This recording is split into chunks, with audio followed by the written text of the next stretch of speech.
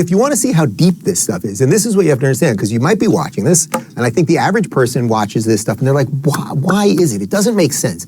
When I've been to these stores, in other Targets and other stores like this, there's never anyone buying any of this stuff, right? There's never anyone in those sections. You never see anyone wearing any of this stuff. So the question is, why is it there?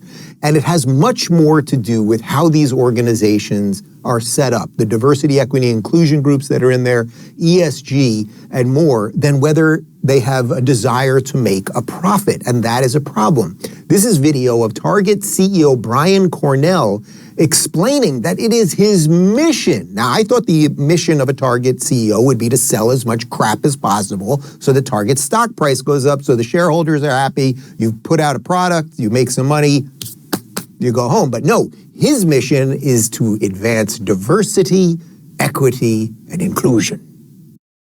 Some of the companies that I've worked with, whether it's Target today or in the past working for PepsiCo, that common thread was recognizing that diverse and inclusive environments deliver great results. Yeah. And I've always tried to ensure that our leadership team, our organization reflected the consumer we serve. And when you get that equation right, it's the right thing for society. It's the right thing for the team. It's also the right thing for business and shareholders. So I think we all have an oversized role to play right now to advance diversity and inclusion, to stand next to our Black leaders who need our support, to make sure it's really clear in our industry and our companies, we're not going to tolerate racism, and to work to make the right changes, both internally and then working as a collective group to make changes in our communities and in our country that are going to have a lasting effect.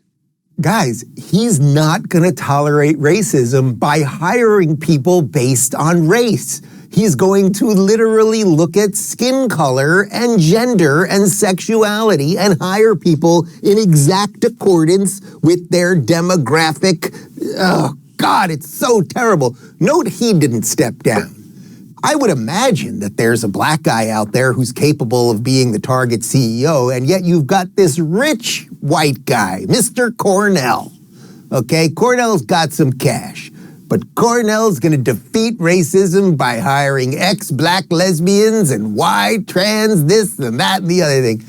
Again, Pete Boghossian, I had him on the show years ago and he was talking about this, that once you let, I don't even know that people were really fully calling it diversity, equity, and inclusion yet, but once you let this woke mind virus into the system, whatever system it's in, it will destroy the system, because then you have people like CEOs of companies, again, whose only job, his job is to grow Target, to sell product, to make as many people want to buy the most amount of goods possible there, right? And then that's the beauty of capitalism, because another big box store could open and then they could go, oh, there's Best Buy is selling TVs cheaper than we are. We better lower our prices. Then competition happens. We get more development. Like, that's the beauty of the whole thing. But then when you have this woke mind virus in there and you're caring more about how many Black lesbian greeters you have at the store, you've got a problem, because you are now not doing what your main mission is as a CEO of a company.